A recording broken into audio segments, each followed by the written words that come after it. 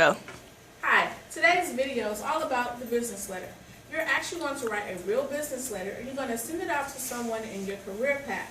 The purpose of writing a business letter is to see if you can get an opportunity to do an interview. You want to find out some information about this career path. You want to know about schools that this person went to. You also would like to do a job shadow for a day so that you can get some hands-on experience about what we're working with. Alright, so inside of your business letter, these are the things that you do. This is a brief outline of the information and the order that is presented. You want to introduce yourself because you're writing to someone that you don't know. And talk about our school. Give them some information about Cedar Grove High School and some of our goals and missions here at Cedar Grove. Then you want to talk about your project. Please don't just say, I'm working on my senior project, because people outside of the Cedar Grove community don't know what the details of the project are. So you're actually going to explain what goes on in the senior project. Then talk about what your career path is and why that's important to you. Then explain to them why you're writing to them. Why did you choose this particular person to be the person that you write to ask for help? Then explain what you want, because you are ultimately asking for a favor. So come on out and say what your favor is. Leave your contact information, conclude with some sort of showing of appreciation, and then you're going to close out your letter. So this is the brief outline of what goes into a business letter. Now, this is a sample business letter, and this is just the body on your worksheet that you have at your stations, and it looks like this. This is the actual printed form of your letter, and so it shows you what it's going to look like. Okay, so this person starts off, this example is from Wade Timms, class of 2009.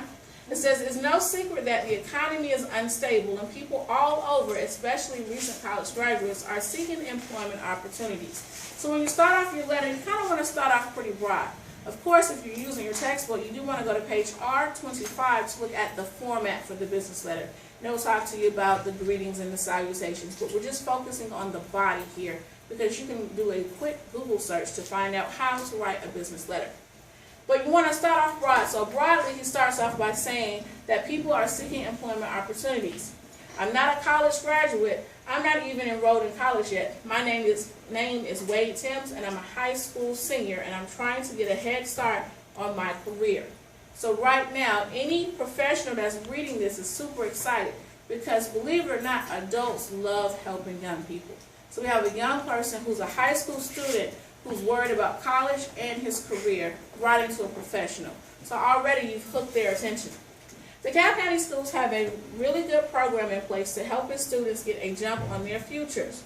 We are assigned to complete a career-focused academic yearbook. Now this is the part when you include the definition or the explanation of the academic yearbook. The academic yearbook is a portfolio of academic achievements as well as research and information about our career paths. Now, although your introduction is going to be different, this particular definition here that I have down in the red, if you want to copy it word for word, you can and include that in your letter. I'm determined to be a chef. So now he has identified what his career path is. Although this is what I know I want to do, I have very little experience or exposure to the professional world of cooking.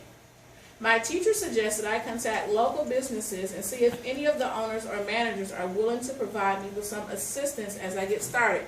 So now he's decided to include what he really wants. He wants some help or some assistance. I know the food industry is really large, but I'm interested in learning more about how I can own my very own restaurant. So that is his career goal. He wants to be a chef. He wants to own his own restaurant. I've heard great things about your restaurant, although I've never had the pleasure of eating there. There are so many challenges to being a black business owner. So now he's admitted how he contacted this person. He went there because he's heard great things about the business. I'd love to come out and meet with you so that maybe you can talk to me about how you became a successful restaurant owner. So now this is what he wants. He said, I wanted some assistance, and now he has defined that assistance down here because he's saying, I need to come out and talk to you and get some help about how to become a successful restaurant owner. My dad would love to guide me in my search, but he finds it difficult to do so because he has not traveled the path I'm trying to take. So now you're explaining why you need their help. You have other adults in your life that are trying to help you, but your parents don't know exactly how to help you get your future career path, and oftentimes that's the case. For example, both of my parents are real estate brokers, and so that could give me countless hours of advice about how to sell a house, but they really couldn't help me figure out how to get in college to become a school teacher because neither one of them had actually done that before. I would be a first-generation college student. The thought of going to college both excites me and terrifies me at the same time.